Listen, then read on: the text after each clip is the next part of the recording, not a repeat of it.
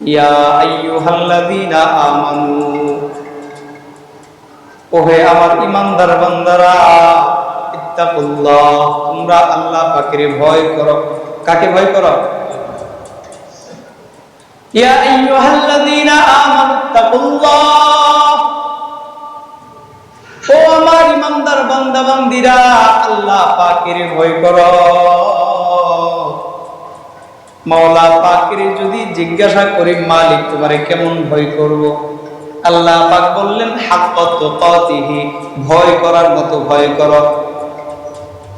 আল্লাহর যে রকম ভয়টা তোমার দিলের ভিতরে থাকলে আল্লাহর ভয়টা তোমারে নামাজের দিকে নিয়ে আসবে।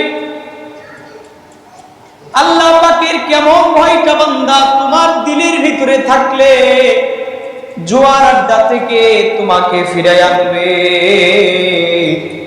এমনই ভাবে তোমার দিলের ভিতরে আল্লাহ পাকের ভয় সঞ্চার করো। এইটা হইল আল্লাহ পাকের সচ্চা ভয়। আর একটু বোঝার জন্য, সহজে বোঝার জন্য আমাদের জানাশোনা একটা উদাহরণ দিই। একটা ছাত্রকে মহব্বত করে বেশি, কয়জনকে? একজনকে মহব্বত করে বেশি।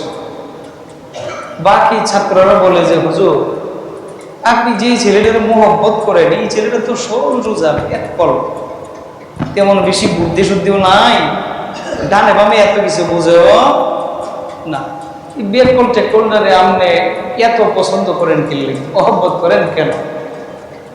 উস্তাদ বললেন, তোমরা কি জানতে চাও কেন তারে মহব্বত করি? যে জানতে চায়। উস্তাদ বলেন, আগামীকালকে ক্লাসের মধ্যে জানানো হবে যে ওই বোকা ছেলেটাকে কেন মহব্বত করি। পরদিন বেলায় যখন উস্তাদ সবাইকে নিয়ে ক্লাসে বসলেন, কয়েকখানা কবুতর উস্তাদ ক্লাসে নিয়ে আসলেন।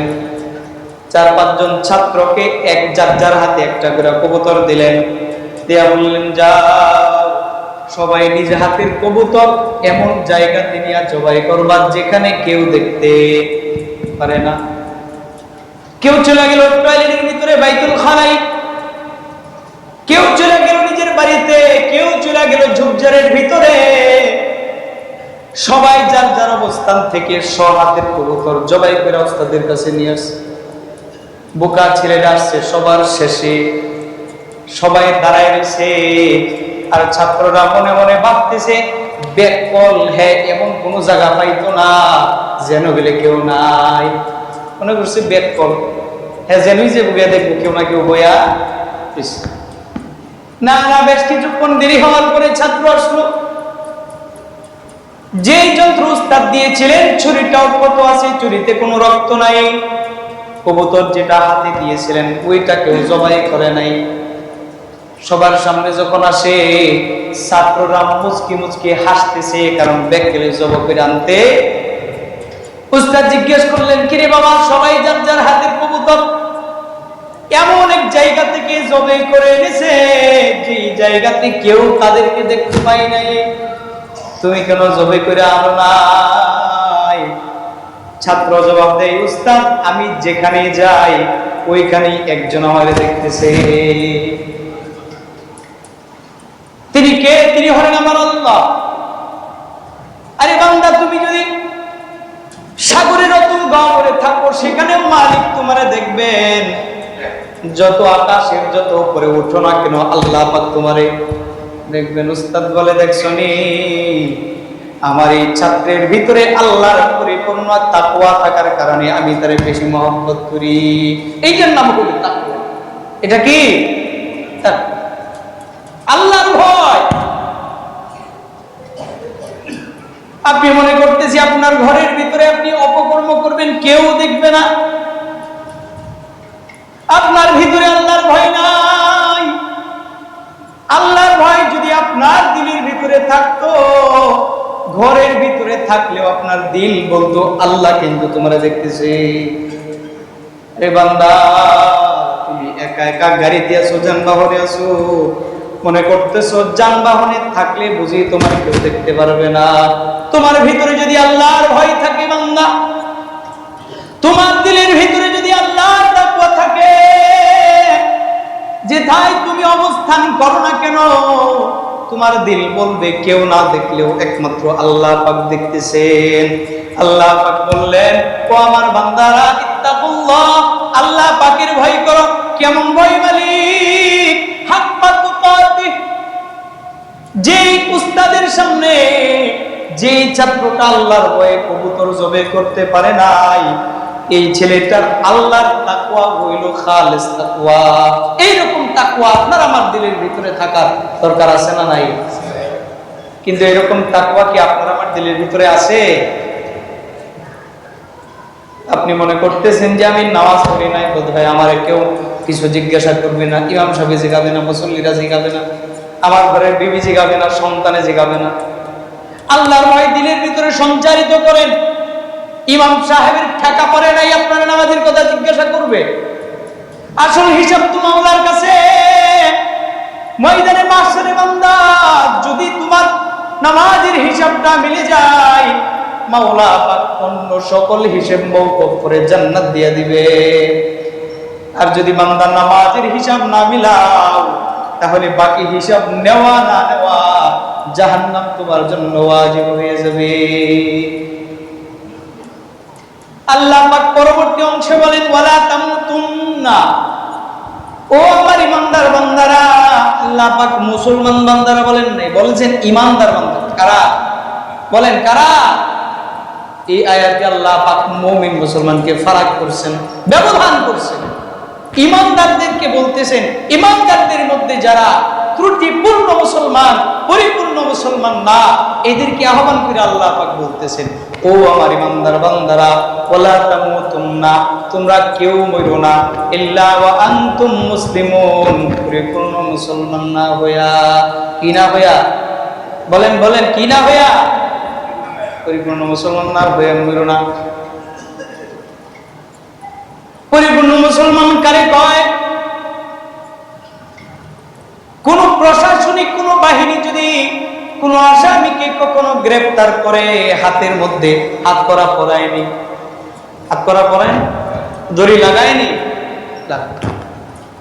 ওই আসামিটা হাতে হাত করা পরিহিত অবস্থায় চাইলেই কি দৌড় দিয়া বাথরুমে যাইতে পারবে? চাইলেই কি চাইল্ড স্টলে যাইতে পারবে? চাইলেই কি বাড়িতে আসতে পারবে? না পুলিশ যেদিকে নেয় ওইদিকে যেতে হবে? বলে পুলিশ যদি দড়ি দিয়া টান দেয় ডানের দিকে, তাকে ডান দিকে যেতে হবে। পুলিশ যদি তাকে বাম দিকে টান দেয়, পুলিশের টানের সাথে তার বাম দিকে যেতে হবে। পুলিশ যদি সামনের দিকে টানে, তাকে সামনের দিকে যেতে হবে। পুলিশ যদি পিছনের দিক থাকে, তাহলে পিছনের দিক যেতে হবে। একজন আসামির জন্য পুলিশের হাত করা যে রকম টান দিবে যেদিক আসামি যাবে সেদিক, একজন মুসলমান হবে এরকম আল্লাহর হাত করায় তার হাতে পরিহিত করা হয়েছে। সেই বান্দাকে আল্লাহ পাক যেদিক টানবেন, বান্দা যদি সেদিক যায়, বান্দাকে আল্লাহ পাক যেদিক নেন, বান্দা যদি সেদিক যায়, বুঝতে হবে ওই বান্দাটা হলো আসামি, আল্লাহর কাঠ করায় সেই হলো প্রকৃত মুসলমান। সে কে? বলেন না, সে কে? মুসলমান। সূর্য উদয়ের আগে সুবহে সাদিকের সময় আল্লাহ আপনার টানে মসজিদের দিকে। আপনি থাকেন কই? বলেন, আপনি থাকেন কই? আল্লাহ পাক আপনার দড়ি দিয়া টানতেছেন, আসো মসজিদের দিকে আসো। কিন্তু আমি তো বিছানায় না। আমি যদি বিছানায় থাকি, আমি তো পরিপূর্ণ মুসলমান না। যদি মুসলমান হইতাম, আল্লাহ পাক দড়ি যেই দিকে টানেন আমিও সেই দিকেই যাইতাম। তেমনি ভাবে জোহরের বেলায় মাওলা পাক দড়ি দিয়া টানেন মসজিদের দিকে। না না, আমি তো মসজিদের দিকে আসি না। মসজিদের দিকে না আসিয়া আমি ক্ষেতের মানুষ খেতেই পড়ে রইলাম, ব্যবসার মানুষ ব্যবসাতেই পড়ে রইলাম। আল্লাহ টানেন, আমি আসি না। আমি কি মুসলমান? বলেন না, আমি কি পরিপূর্ণ মুসলমান? পরিপূর্ণ মুসলমান। যদি কেউ দাবি করে যে আমি মুমিন, আল্লাহর প্রতি বিশ্বাস স্থাপন করে নিজেকে দাবি করতে পারে যে আমি মুমিন, হইতেও পারে সে মুমিন, কিন্তু আল্লাহর ইবাদত না করিয়া কেউ দাবি করতে পারবে না যে আমি মুসলমান। কি করতে পারবে না? দাবি করতে পারবে না যে আমি মুসলমান। তাকে যদি সে মুসলিম সেটা দাবি করতে হয়, পাঁচ ওয়াক্ত নামাজ আদায় করতে হবে, হজ যাকাত যখন যেটা ফরজ হয়, ওয়াজিব হয়, বান্দাকে সেটাই করতে হবে, তাহলে সেই বান্দা মুসলমান। যে কয়েকটা কথা এই পর্যন্ত আমি বললাম, এখানে কতজন লোক আছেন যে নিজের বুকে হাত দিয়া বলবেন যে আমি পরিপূর্ণ মুসলমান? বলেন। তারপরেও আমরা যারা নামাজি, আলহামদুলিল্লাহ, এটা তো আল্লাহ পাকের নিয়ামত। আমরা যারা নামাজি আছি, অন্তত আমরা কিছুটা ভয় নিয়ে হইলেও বুকে হাত দিয়া বলতে পারি যে আমরা কি মুসলমান। কারণ এখানে অনেকেই আছে যাদের উপরে হজ ফরজ না, হজ করার দরকার নাই, হজ করা ছাড়াই সে মুসলমান। কারোর উপরে রোজা যদি ফরজ হয়ে না থাকে, তাহলে সেই বান্দাও বুকে হাত দিয়ে বলতে পারবে যে আমি একজন পরিপূর্ণ মুসলমান। যাকাত যদি কারোর উপরে ফরজ না হয়ে থাকে, সে যাকাত না দিয়েও পরিপূর্ণ মুসলমান দাবি করতে পারবে, কারণ সেই ব্যক্তিরা নামাজি। কিন্তু যারা নামাজি না, তারা বুকে হাত দিয়ে কখনো বলতে পারবে না যে আমি পরিপূর্ণ মুসলমান। বিষয়টা একটু মস্তিষ্কে নেন। আপনি মনে করতেছেন আপনি মুমিন, আপনি মুসলমান, অথচ আপনি কেমন মুসলমান হইলেন যে আপনি নিজের পক্ষে নিজের হাত থেকে আপনি বলতে পারেন না যে আপনি মুসলমান। আপনি কেমন আল্লাহর বান্দা হইলেন, আল্লাহর সামনে আপনি বলতে পারেন না যে আল্লাহ গো আমি তোমার গোলাম, আমি তোমার বান্দা। আপনি কেমন মুসলমান হইলেন? বুঝান, নিজেকে বুঝান যে আপনি কেমন মুসলমান হইলেন, কেমন মুমিন হইলেন, মাওলা পাকের কেমন বান্দা হইলেন যে নিজেকে নিজে মাওলার বান্দা বলে আপনি স্বীকার করতে পারেন, আপনি বলতে পারেন। যদি কেউ কাউরে গোলাম বানাতে চায়, তার কি গোলামি করার দরকার আছে না নাই? যদি আল্লাহর গোলামি করেন, আল্লাহর সামনে না বলতে পারবেন যে ও আল্লাহ গো আমি তো তোমার গোলাম। আল্লাহর গোলামি যারা করে তাদের পাওয়ার জানেন কেমন, তাদের সাহস। একজন আল্লাহর বান্দি, আল্লাহরও বান্দি, সে মানুষেরও বান্দি। একজন ভালো মালিক, একজন মুত্তাকি মালিক বাজার থেকে একটা বাদি খরিদ করে আনছে, বান্দি। আগে মানুষ কেনা বেচা হইতো না, একটি বান্দি খরিদ করে আনছে। রাতের বেলায় যখন বান্দি ঘরের ভিতরে, তার মুনিব নিজ ঘরে ঘুমাইতেছে। বান্দি রাত্রি বেলায় আল্লাহ জাল্লা শানুর ইবাদত করে। কার ইবাদত করে? সুবহানাল্লাহ। আল্লাহরও বান্দি সে, মানুষেরও বান্দি, আল্লাহর ইবাদত করে।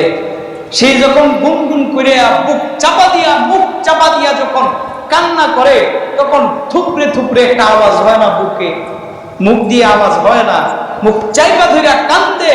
যখন আওয়াজ বের হতে না দেয়, বুকের মধ্যে একটা থুপড়ে একটা আওয়াজ আসে না, এরকম আওয়াজ আসতেছে। মনিব ঘরের মধ্যে ঘুমন্ত, হঠাৎ করে মধ্যরাত্রে ঘুম ভাঙে গেছে। ওইটা তিনি খুব খেয়াল করে শুনছেন আওয়াজটা, এতটা শোনাও যায়। খেয়াল করলেন যে তার পার্শ্ববর্তী বাদির রুম থেকে কান্নার আওয়াজ আসতেছে। তিনি গেছেন দেয়ালের কাছে, কানটা লাগাইছেন দেয়ালে, লাগাই শুনেন যে আমার বাদি কি করে, সে কাঁদতেছে কেন, তার সমস্যাটা কি। বাদি এবার আল্লাহ পাকের বলে, ও আল্লাহ গো, তুমি যে আমারে মহব্বত করো, এই মহব্বতের কসম। কথা কিন্তু উল্টা, খেয়াল করে কাকে বলতেছে? আল্লাহ পাকের বলতেছে, ও মাওলা গো, তুমি যে আমারে মহব্বত করো সেই মহব্বতের কসম। কিন্তু কথা হইতো কেমনে যে আল্লাহ গো আমি যে তোমারে মহব্বত করি সেই মহব্বতের কসম। বাদি এই কথা বলে নাই, বাদি আল্লাহ পাকের বলতেছে, ও মাওলা, তুমি যে আমারে মহব্বত করো, তুমি আমারে মহব্বত করার কসম, এই কসম দিয়া তোমারে বলতেছি, তুমি আমারে ক্ষমা করে দাও, তুমি আমার জান্নাতের ব্যবস্থা করো। বাদি আল্লাহর কাছে দোয়া করে। মনিব এই দোয়া শুনে হাসে। কি করে? হাসে। হাসা বলে, তুই তো আল্লাহরও বান্দি, আমারও বান্দি, আল্লাহ তোরে মহব্বত করে। কথাটা মালিকের ততটা বুঝে আসে নাই। সকালবেলায় মালিক গেছে ঘরে, যায় জিজ্ঞেস করে, কিরে তুই আল্লাহ পাকের কাছে এমনি কেমনি কথাটা কইলি যে আল্লাহ পাক তোরে মহব্বত করে, আল্লাহ পাক যে তোরে মহব্বত করে, এটি তুই বুঝলি কেমনে? মনিব জিজ্ঞেস করতেছে কাকে? বান্দিকে জিজ্ঞেস করে যে আল্লাহ পাক যে তোরে মহব্বত করে, তুই বুঝলি কেমনে? তখন বান্দি বলে, ও মুনিব, আপনি তো আমার আসল মুনিব না। আসল মুনিব কে? সেই আল্লাহ যদি আপনার চাইতে আমাকে বেশি মহব্বত না করতেন, মাঝ রাত্রে নিশি রাত্রে আপনাকে আরামের বিছানায় শোয়া রেখা তাহাজ্জুদের জন্য আমারে জাগায় দিতেন। সুবহানাল্লাহ, সুবহানাল্লাহ। আপনার চাইতে আল্লাহ পাক আমার বেশি মহব্বত করেন বিদায় আপনাকে ঘুমের ঘরে রেখা আমাকে নিশিরাত্রে জাগাই দিয়েছেন। তিনার কুদরতে পায়ে মাথা ঠেকাইবার লাগে। যদি আল্লাহ আমারে মহব্বত না করতেন, মাওলা কি আমারে জাগাইতেন? কেমন সাহস! একজন বান্দা যদি আল্লাহ পরিপূর্ণভাবে ইবাদত করে, দাসত্ব করে, সেই বান্দার দিলের ভিতরে এমন সাহস থাকে যে নিজের কথা না সে উল্টায়া আল্লাহ পাকের দিকে ফিরে দেয়। সুবহানাল্লাহ, সুবহানাল্লাহ। তো খেয়াল করবেন, আল্লাহর এমন বান্দা হন যে মানুষের সামনে আপনি বলবেন যে আমি একজন আল্লাহর বান্দা। ময়দানে মাহশারে আপনি বুক উঁচু করে বলবেন আমি একজন আল্লাহর খাস বান্দা, আমি একজন আল্লাহর গোলাম। এমন ভাবে নিজেকে তৈরি করেন। আর এমন ভাবে তৈরি করেন না যেমন এখন আছেন, যেমন এখন আছেন। এখনই বলতে পারেন না বুকে হাত দিয়া যে আমি মুসলমান, আমি আল্লাহর গোলাম। মরার পরে যেন এইরকম অবস্থা আপনার না হয়। যদি এইরকম অবস্থা হয়